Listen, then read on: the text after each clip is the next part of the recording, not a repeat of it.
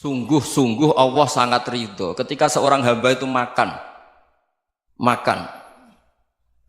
ketika sesuap nasi dia muji Allah, ketika minum seteguk nasi dia muji Allah. Itu kalau orang diridhoni Allah itu wali betul. Itu untuk jadi wali itu gampang, kamu makan ridho, kamu nginjak buminya Allah ridho seneng, kamu hidup keseharian aman seneng. Nah ini supaya sampean kita semua ngaji betapa panduan Rasulullah untuk menggapai ridho Allah itu banyak yang keseharian sekali. Saking kesehariannya banyak dalam hadis dan itu sahih. Nabi menyebut hal-hal yang keseharian. Hatta ma tas'alu fi fimra'atika, kamu punya uang kemudian istri kamu bisa makan itu ibadah. Bahkan sebagian ibadah itu dicontohkan Nabi yang akhirnya diprotes sahabat. Yaitu wa fi buti ahadikum sedekah, kamu menggauli istri kamu itu ya sedekah. Sampai sahabat bilang yang benar ya Rasulullah. Ayati ahaduna syahwatahu wa huwa lahu ajrun. Masa urusan biologis, urusan syahwat kemudian dia dapat pahala. Nabi menjawab, alaysa lawadu'aha fi haramin akana alaihi wisrun. Bagaimana kalau dia meletakkan ke yang tidak benar itu kan dosa. Nah, hal-hal seperti ini yang saya ingin teman-teman semua saya juga agak ingin ngaji demi Anda juga agak ingin. Itu dosa sekali ngaji kok pesanan kelompok tertentu itu enggak boleh. Islam itu untuk semua. Jadi ya cuma karena di depan saya jenengan ya seakan-akan jenengan korbannya. Itu ada ilmunya dalam usul fikih itu. Jadi orang itu harus ngaji usul fikih. Nama yang disebut, mungkin Mas Sufyan masih ingat zaman ngaji usul fikih. Nama yang disebut itu tidak jaminan sebagai prioritas perintah. Jadi misalnya gini, kebetulan yang di depan Nabi itu Abu Dzar. Nabi ya bilang, ya Aba Dzarin ini uhibbuka misalnya, atau ya Mu'ad ini muhibbuka, atau ya Aba Hurairah ini uhibbuka misalnya.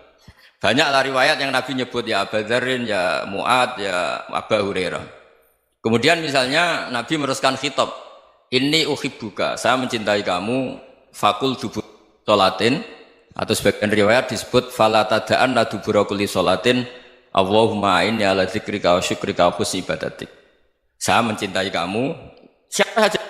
Mu'ad bisa, Abu Dzar bisa siapa? Saya mencintai kamu, mohon kalau habis sholat kamu jangan lupa wiridan Allahumma a'inni ala dzikrika wa syukrika wa husni ibadatik. Ya Allah, tolong kami permudah supaya mudah ingat engkau. Anda tidak bisa mentang-mentang, wong nama saya Parmin, nama saya Purnomo, itu yang diperintahkan Mu'ad misalnya. Jadi yang disebut satu, tapi khitab itu untuk siapa saja. Saya teruskan. Jadi saya mohon semua kita melakukan kebaikan itu kalau dalam kaidah fikih disebut al yakin la yuzalu bisyak. Banyak kebaikan yang kebenarannya itu 100%. Tidak punya efek samping ke pihak lain, ke kelompok lain, ke komunitas lain. Itu tadi misalnya Anda makan dan itu murah sekali, hanya butuh satu piring. Setiap punyaan kamu muji Allah, setiap minum kamu muji Allah. Itu redaksinya Rasulullah SAW disebut Allah sangat ridho ketika seorang hamba makan, kemudian dia memuji Allah, atau minum kemudian dia muji Allah. Logikanya gampang. Negara seperti ini yang kamu harapkan bentuknya kayak apa, mertua, ipar, komunitas, tetangga, itu nyata terjadi itu kan belum pasti. Sementara yang mesti terjadi adalah kamu butuh makan, kalau tidak mati. Butuh minum, kalau tidak mati. Butuh bumi yang nyaman ditempati, kalau tidak kita juga mati. Sebab itu Allah kalau menyebut nikmatnya itu hal-hal yang keseharian. Alladzi at'amahum min ju'. Allah itu siapa? Allah itu yang menciptakan kamu bisa makan. Tidak berlebihan. Allah itu yang menciptakan kondisi sosial itu ideal. Zaman Nabi itu ya ada orang munafik. Orang-orang pilihan Allah itu juga diuji orang sekelilingnya yang macam-macam. Semua diuji sesuai konteks zaman dan waktu. Nah, tapi ada ibadah-ibadah yang selalu disarankan Nabi. Sampai Nabi itu pernah ditanya, ayul islami khairun ya Rasulullah, Islam terbaik itu gimana? Jawaban Nabi itu unik. It'amu to'am. Islam terbaik itu ya makan-makan, yang santai-santai. Ketika Allah menyebut beberapa kebaikan, falak tahamal aqobah wa ma adrokan Allah mal aqobah. Terusannya apa? Fakku raqobah. Terusannya apa? Au it'amun fi yaumin di masubah. Ya, atau acara makan-makan itu juga Islam. Kenapa? Ya bayangkan kalau tidak ada makanan, kita mati kan? Kondisi sosial tidak ideal itu Anda masih gak apa-apa. Tapi kalau Anda tidak makan, Anda tidak minum, Kamu punya istri cerewet masih bisa hidup, punya mertua cerewet masih bisa hidup. Tapi kalau tidak makan bisa mati. Berarti penting mana istri sama makan? Penting mana? Makan. Semoga istri Anda dengar, nanti kamu disuruh makan tapi pulang deh. Itu kalau dibahasakan makan masih memahami. Penting mana nasi satu piring dengan istri. Nggak ada nasi mati, nggak ada istri belum mati. Penting mana? Gak berani jawab kan? Nah, ternyata Anda ada garang kan di depan istri. Jadi saya mohonlah, mungkin Mas Sufyan Sauri tadi yang bisa bantulah. Teman-teman tuh ngaji yang keseharian saja. Karena kita nyari ridha Allah itu berdasar firman Allah. Dan firman Allah itu menyebut keseharian tuh riang, gampang. Yaitu tadi misalnya wa min ayatihi manamukum bil laili wan nahar. Termasuk ayat-ayat Allah itu kamu tidur. Maka dulu itu ada guyonan, ada tokoh Mu'tazilah, kelompok dalam Islam yang berpikir manusia itu bisa menentukan ikhtiarnya sendiri. Karena saya bisa duduk, ingin berdiri, berdiri. Karena kelompok ini nggak terima kalau semua kehendak Allah, nanti bagaimana kalau semua kehendak Allah kok ada hisab ya, ada sanksi. Lucunya itu dia akhirnya, ini cerita ya, mencintai seorang perempuan, cantik sekali. Dan itu dia menjadi ahli sunnah itu oleh hal-hal yang sepele. Karena istrinya cantik, ya namanya suami istri hubungan intim. Terus ditanya, Mas, masih ingin lagi? Masih. Silahkan diulang lagi. Wah ya tidak bisa. Katanya manusia bisa menentukan yang diinginkan. Itu tobat itu. Itu nggak bisa ditobatkan Mas Sufyan Ats-Tsauri. Orang cantik yang mudah nobatkan orang itu orang cantik. Segampang itu. Akhirnya kita tahu, makanya kalau dalam kitab Hikam itu disebut al-aqil mayyakul madza yaf'alu wa hubi wal ghafil mayyakul madza af'al. Orang yang punya akal karena sadar ini wilayah Allah, semua milik Tuhan. Itu dia tiap hari berpikir, besok Allah akan melakukan apa terhadap dunia ini. Kamu merencanakan suatu mau plesir, ternyata gempa. Mau wisata ke Rusia, ternyata perang. Kamu tidak pernah tahu apa yang akan terjadi besok. Wa ma tadri nafsum madza taksibu ghadan.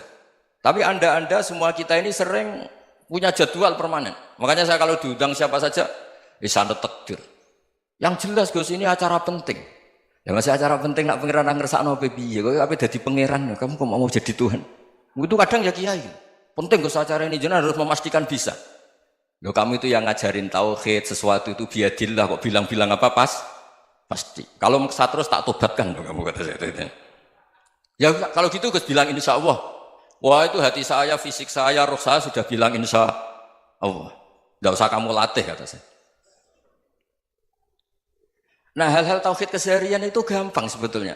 Wal ghafil yaqulu madza af'al. Tapi orang yang lupa Allah dia setiap hari bilang besok apa? Kita bisa melakukan apa? Seakan-akan dia itu aktor, dia penting, dia subjek permanen, dia. Padahal kita ini hanya objek kehendak Allah Subhanahu wa taala. Karena kita yakin sesuatu yang terjadi di alam raya ini kita tidak bisa apa-apa. Makanya saya sering ngaji, sering bilang saya, ketika Anda mensifati Allah, Dia yang menghidupkan. Sudah itu tanamkan sehingga ketika kita mati santai saja. Kenapa santai? Allah punya cara menghidupkan kita. Zaman kita hidup juga gak tahu caranya ngelola jantung, ngelola paru-paru. Kamu juga gak tahu ngelola oksigen yang tidak beracun, tidak ngandung polusi. Tahu-tahu hidup. Gak ingin tua ya tahu-tahu tua, gak ingin mati tahu-tahu mati. Selama ini kita hidup juga gak tahu apa-apa sebetulnya. Hanya gaya tok, punya jadwal, punya planning. Kalau kamu bisa menentukan pilihan Anda, pasti Anda istrinya cantik, 4 neriman semua, kona'ah semua. Nyatanya enggak kan? Ada 1 jelek, cerewet. Oh itu kan, nyatanya enggak bisa apa-apa Anda kan? Dan kamu bawa mati lagi. Itu kan istri Anda juga gitu, punya keinginan, punya suami yang ganteng, yang jabat, yang neriman, yang enggak poligami. Ya enggak kesampaian juga. Kalau kita ngitung tingkat kegagalan kita itu gagal terus. Ya kan? Nah, terus ingat Allah, madza yaf'alu wa bi. Orang yang punya akal selalu berpikir Allah itu menghendaki apa terhadap saya. Lalu sama-sama orang melihat orang yang serius, itu kata Anda itu pemikir berat, serius, senang punya tokoh yang merengut karena kamu anggap serius. Tapi sebagian orang anggap orang yang serius itu wong merengut, wong masam, wong muka kok ditekuk. Jadi sama Itu hati, ya muqallibal qulub tsabbit qalbi ala dini. Karena kita nggak tahu cara berpikir kita tentang orang lain, tentang sekeliling kita. Misalnya kita orang baik yang jenis ngrumat fakir miskin. Ada orang bangun masjid mewah itu janggal. Apa artinya masjid mewah kalau banyak orang kelaparan? Tapi kalau yang jenis pendidikan apa artinya masjid mewah kalau tidak bisa ngaji? Nanti yang jenis infrastruktur apa artinya ini kalau semuanya punya sudut pandang yang berbeda-beda. Dan Islam mengapresiasi semua kebaikan. Tapi katakan semua kebaikan itu adalah kehendak Allah Subhanahu wa taala. Karena apapun baik Anda itu pakai fasilitas yang diberikan oleh Allah Subhanahu wa taala. Sehingga ini yang disebut qulillah tsumadarhum fi khawdihim yal'abun. Ya kembali tadi ke tema-tema bahwa keseharian Anda ini sudah Islami. Saat Anda tidak bisa melakukan apa saja. Saya sering ada jenazah, biasanya kalau tetangga meninggal saya sering disuruh ngelepas. Saya bilang orang ini baik karena sering ngelamun di rumah, sering nganggur di rumah. Ditanya sama anaknya, kenapa Gus nganggur baik? Ya kalau dia nganggur artinya juga agak berbuat sesuatu yang maksiat kan? Ya kan? Orang nganggur di rumahnya ya tidak bunuh orang, tidak maling, tidak korupsi, ya namanya nganggur di rumah. Lah cuma istri cara pandang nganggur gak menghasilkan uang itu. Tapi juga gak menghasilkan kriminal kan? Jadi sebenarnya Islam itu makanya kalau sampai ngaji usul fikih itu ada kitab usul fikih namanya Lubul Usul, itu terkenal sekali di pesantren itu. Itu kalau ngapresiasi keseharian itu luar biasa. Izma min mubahin illa wa yatahaqqaqu bihi tarku haramimma. Karena keseharian yang mubah saat Anda lakukan itu ada kehebatan yang luar biasa, yaitu meninggalkan haram. Makanya dulu banyak orang-orang alim ketemu temannya itu guyon sampai semalaman. Itu biasanya yang semangat Islam itu kiai kok tidak tahajud, kiai kok tidak witir. Orang yang sedang mapan uangnya banyak, malam itu tidak kelayaban itu sudah luar biasa. Melawan nafsu supaya tidak maksiat itu sudah luar biasa. Supaya lupa guyon sama temannya semalaman sampai subuh. Gejlok-gejlokan ngenang zaman miskin, zaman kuliah nggak jelas, zaman apa. Melihatnya jangan tarkut tahajud. Seperti ini meninggalkan tahajud, tapi meninggalkannya ini talkul muharramat. Jadi kayak apa hebatnya? Sehingga Imam Ghazali punya riwayat yang agak unik. Hatta takuna ibadatu akhiri hadil ummah iku an-naum. Sehingga suatu saat ibadah terbaik umat ini itu tidur. Itu kan riwayat kontroversi. Ketika Imam Ghazali tanya, kenapa iya? Kenapa kamu mulai keluar dari rumah itu sudah banyak maksiat? Melihat perempuan yang enggak mahram, melihat fenomena. Tapi kalau kamu tidur itu enggak melihat apa-apa. Tapi juga kamu jangan menganggap tidur itu ibadah betul. Saatnya melakukan fardhu ain malah masih tidur. Tapi itu sudut pandang yang menjadikan kita Islam itu gampang. Jadi saat Anda tidak bisa aktivitas apa-apa, misalnya ada beberapa orang yang lumpuh. Lumpuh itu memang nggak bisa Jumatan, nggak bisa ibadah, tapi dia juga nggak bisa maksiat.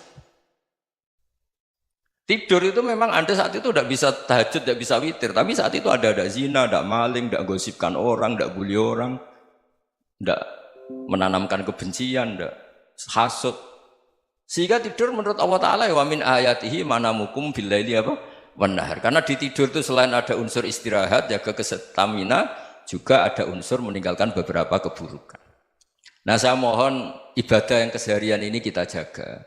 Supaya kita semua baca ayat itu fasih. Fasih itu tertanam di hati. Allah itu siapa? Alladzi at'amahum min ju'i wa amanahum min khauf. Dan Allah kalau cerita di Quran itu anna subabnal ma'a subba thumma syaqaqnal ardhan wa syaqqa fa ambatna fiha habba wa inaba wa qadba wa zaituna wa nakhla wa hada'iqa hulba. Kamu tahu saya ini siapa kata Allah? Saya ini adalah Tuhan yang menurunkan air, kemudian ada tanaman banyak. Habba wa inaba wa qadba, ada zaitun, ada tin, kalau orang Jawa mungkin ada tela, ada padi, ada mangga, ada pisang. Sudah. Wa inaba wa zaituna wa nakhla wa hada'iqa hulba. Ada perkebunan yang lebat. Tujuannya apa? Mata Allahkum, silahkan kamu pakai, kamu nikmati. Tapi karena kadang kita ini punya ide-ide besar. Tadi untuk syukur saja nunggu punya istri riman, rumah baik, tetangga baik, komunitas baik, semuanya baik baru syukur. Lama-lama nanti ada di surga, syukurnya nunggu surga paling kelas A. Itu sudah ada yang menghuni Rasulullah, kamu nggak boleh di situ. Masa untuk syukur saja? Repotnya Masya Allah. Jadi mohonlah Quran yang kalau Anda hafalkan juz sama itu kan ada ayat-ayat yang kayak tadi. Ya, fal yang dzuril insanu ila ta'ami. Coba lihat Apa yang kamu makan ya? Dari mana? Dan untuk mempertahankan hidup kamu keseharian. Jadi jangan kira ibadah itu harus membentuk komunitas yang versi Anda. Ibadah itu harus hal yang mulu-mulu. Kesehariannya Anda alami. Loh ini saya tidak bikin-bikin. Saya ngaji bukan karena berdasar pesanan. Itu ayat yang saya bacakan betul ada ayatnya kan. Fal yang dzuril insanu ila tu'ami anna soba penal ma'ah soba thumma syaqaqnal ardo syaqqa fa ambasna fiha habba wa inaba wa qadba wa zaituna wa nakhla wa hadaika ghulba. Terusannya apa? Mata'al lakum, silakan kamu nikmati. Mata itu silakan kamu nikmati. Ya kayak sampean dikasih hidangan ya makan. Ya sudah makan, habis makan ya minum, habis itu ngantuk ya tidur. Ya sudah normal-normal saja. Kayak apa indahnya Islam? Tapi Anda mencari Islam yang gimana lagi? Nah itu yang diajarkan guru-guru kita, diajarkan sanad kita sampai Wali Songo, sampai Rasulullah SAW. Bahwa pada akhirnya ada jihad, ada perang. Itu dulu memang perang, bukan membunuh, beda. Dulu kita dijajah Belanda ya perang, dan itu normal karena kita dijajah. Jadi ketika orang lain ingin baik sama kita, wa in ahadum minal musyrikin astajaruka ya fa'jirhu hatta yasma'a kalam Allah. Kalau mereka ingin baik ya kita baik. Makanya ada istilah musta'man, mu'ahad. Kalau mereka ingin damai, berdampingan dengan kemajmukan ya itu yang lebih baik. Karena memang Islam menghormati proses perdamaian. Wa in janahu lis-salmi ya fajnah lah. Kalau ingin damai ya kita harus